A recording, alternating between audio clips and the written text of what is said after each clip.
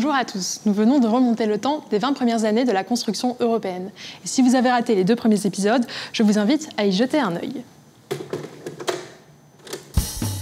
Si vous êtes, comme je l'espère, des assidus de notre série, vous savez déjà que ma mission est de vous faire voyager dans le temps à travers l'histoire de l'Europe et de découvrir ainsi l'impact que jouent les institutions européennes sur notre quotidien. Nous voilà donc en 1970, je vous propose de pénétrer dans une décennie qui marque la fin de l'insouciance et le début d'une nouvelle ère. Mais avant ça, j'aimerais vous présenter mon collègue Angel, qui a eu la dure mission de pénétrer dans les archives de l'histoire européenne. Salut Angel. Peace and love, petite sœur. Je peux d'ores et déjà te dire que tout ne va pas tourner parfaitement rond durant les 10 prochaines années. Digne successeur de la fin de la décennie précédente, les années 70 sont contestataires. Combat pour la liberté de la femme, mobilisation pour la paix, mouvement contre la peine de mort, lutte contre le nucléaire et un retour vers la nature qui annonce l'idéal écologiste. L'Europe s'est construite sur la base de la solidarité entre 6 pays qui constituent désormais la CEE, la Communauté économique européenne. En soutenant le secteur de l'énergie et de l'industrie, l'Europe a essayé de garantir une paix durable après les horreurs de la guerre. En soutenant l'agriculture, la CEE permet à tout un continent de prospérer en dehors des jeux de pouvoir qui tiraillent le monde. La CEE soutient des régions qui sont plus défavorisées que d'autres. Elle augmente le standard de vie des citoyens européens. Et ce projet historique à 6 nations va en attirer d'autres. Le Danemark, l'Irlande, le Royaume-Uni rejoignent en 1973 dans la grande aventure européenne l'Allemagne, la Belgique, la France, l'Italie, le Luxembourg et les Pays-Bas. À 9, on est plus fort qu'à 6, même si on augmente de la sorte les disparités, les intérêts et les priorités. De nouvelles inégalités apparaissent entre les régions de marché commun élargies.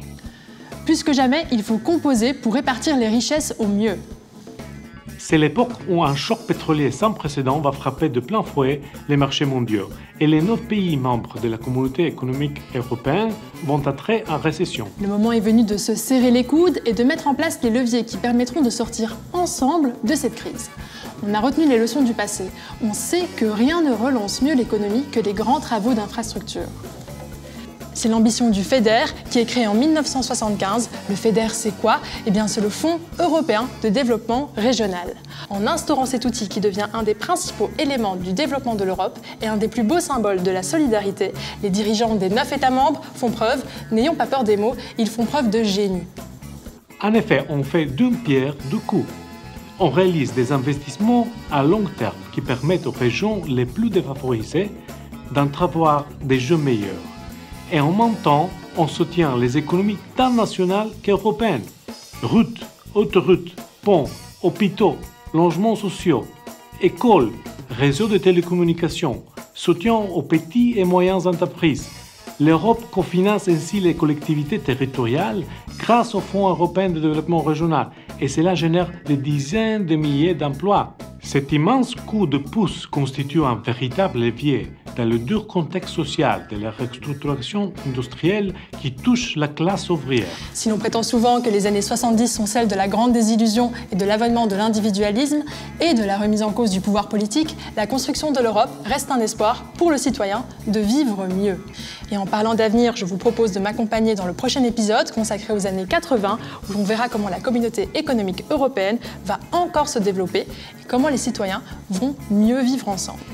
A plus, Angel. Do widzenia, Afsa!